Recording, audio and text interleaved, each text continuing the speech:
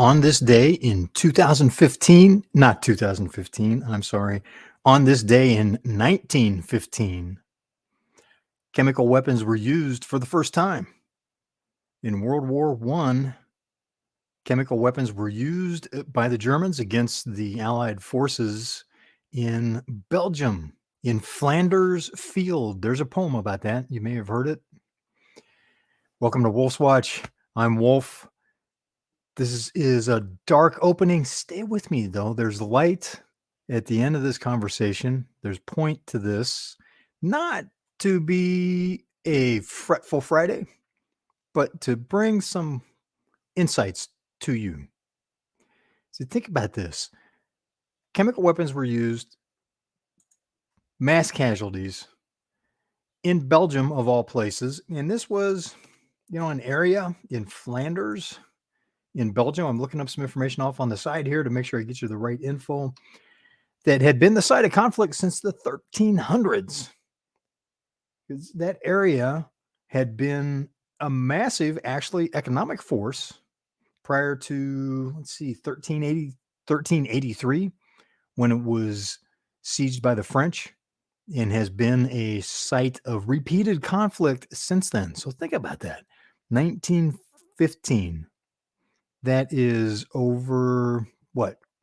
From 13 to 19. So that's over 500 years fighting in the same place still, in a sense, or again, after multiple wars, after multiple battles had been fought in that area. That area had fallen and fallen on economic hard times after the 1383 invasion and unsuccessful siege by the French. And here again, the Germans and the French and the Allied forces were fighting in the same area again. This time, mass casualties, an estimated 90,000 casualties. Am I getting this right? On the hundreds of thousands of casualties, not deaths, but those that were injured. My mother's father was one of those. And this is where I want to bring this around to something that has a positive ending to just an unthinkably horrible story. So my mother's father was fighting in World War I, and he was left for dead on the frozen ground in Flanders Field after a chemical weapon attack that damaged his lungs and his heart as a result of the chemicals. There was a crew that was picking up the bodies. Imagine that. It's wintertime, the ground's frozen, and you're picking up these bodies from this mass attack. And one of those soldiers that had that grim, just unthinkable duty noticed a slight frost on my grandfather's upper lip. Made him stop.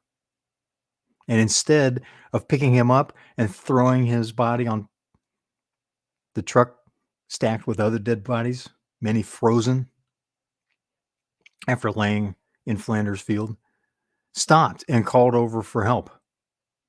And investigated closer and realized, because it's cold, right? There's not going to be any frost. There can be no warmth. These are men, soldiers, someone's sons, husbands, brothers that were assumed dead because they had been left for hours on the frozen ground.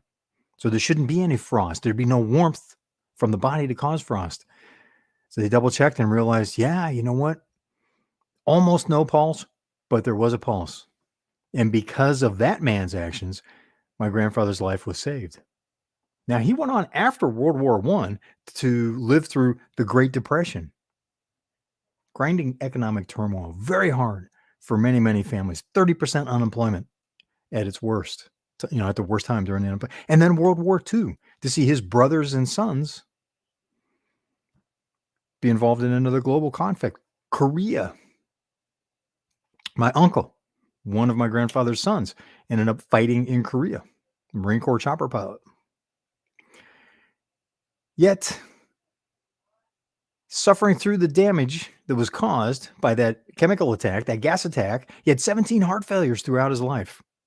Yet, he had a prosperous career in banking, a distinguished career in banking. He was president of his local Rotary chapter. He married a fiery Irish Catholic Bostonian woman from Boston, darling. Incredible. My grandmother had 4 children. Had, by my count, and if family, if you're watching this, if I've got this wrong, let me know. I apologize. But he had 20 grandchildren. Most that he lived long enough to get to know. So look at what he did with his life because one person really saw him. You know, here's my question to you. When you meet people, especially under unbelievably stressful circumstances, you know, the last 2 years have been crazy. Next 2 years, it's going to be turmoil, high inflation, potential recession.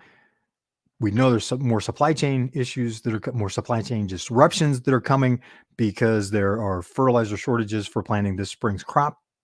You know, the spring's planting for the crop that we would normally be eating, buying in grocery stores later this year. Major ports in China are shut down right now, which will disrupt shipments. If it hasn't already affected your business, it's likely to in 60, 90 days because of the shipping cycles. So more turmoil on the horizon. Here's the thing. Under those hard, distraction-filled, emotional moments, are you seeing the frost? Do you see the frost on people's lips? Do you really see people, what they're going through, what they need, how you can be of service? Do you focus on what's happening to you, or are you focusing on what you're doing with that experience in your life? How you're applying that, how you are working to it, how you're responding to it. Are you helping other people work through their experiences to be able to, are you helping them through their quote, sure trials and low spots?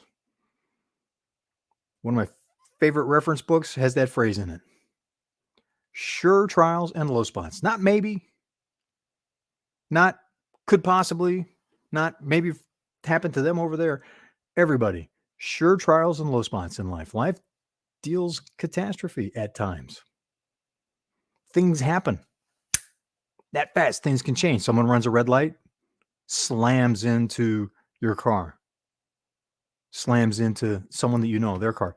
How are you helping people through that? What are you doing to help them through their sure trials and low spots? Now, my grandfather's legacy was 20 grandchildren. There were multiple doctors, a Silicon Valley tech tycoon,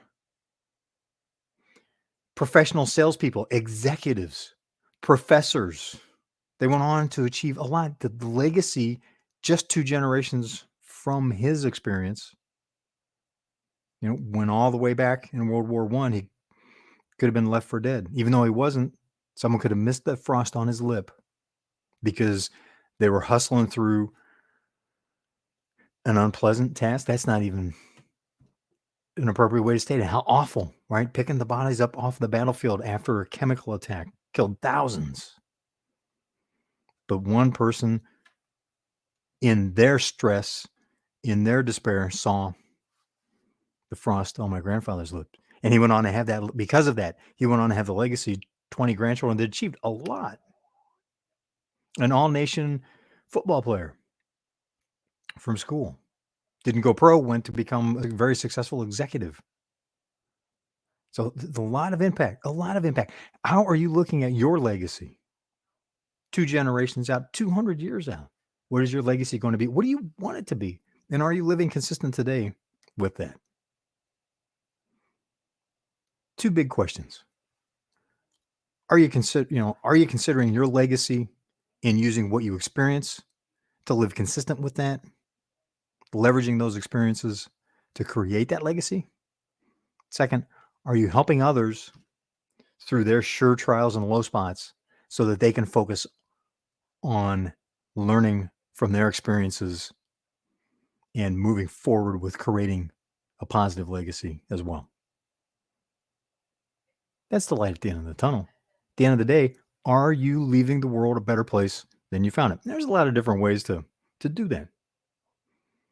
Bob Metcalfe, founder of 3Com, inventor of Ethernet, connected billions of people to the internet. What impact does that have? Got compensated well for it. My cousin, the Silicon Valley tech tycoon, made it possible for people to communicate way more efficiently. Now, it's not a technology you would know of unless you're in the communications industry, in the plumbing of the internet.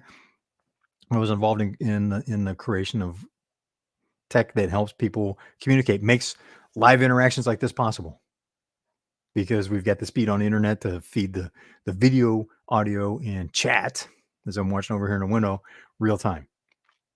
What's your legacy? What do you want it to be? Don't focus on what happens to you. Use it to create a positive, better future, a long-term legacy, not just 2 generations, but 200 years, 400 years out, and help others through their sure trials and low spots.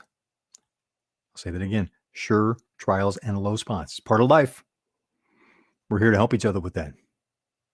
Have an awesome Friday, an awesome weekend. I'm Wolf. Thanks for being part of Wolf's Watch. Gets me tongue-tied. This is the stuff that really matters in life, right? Our relationships with each other, how we help each other, how we have a positive impact and leave a positive legacy. I'll see you on the trail.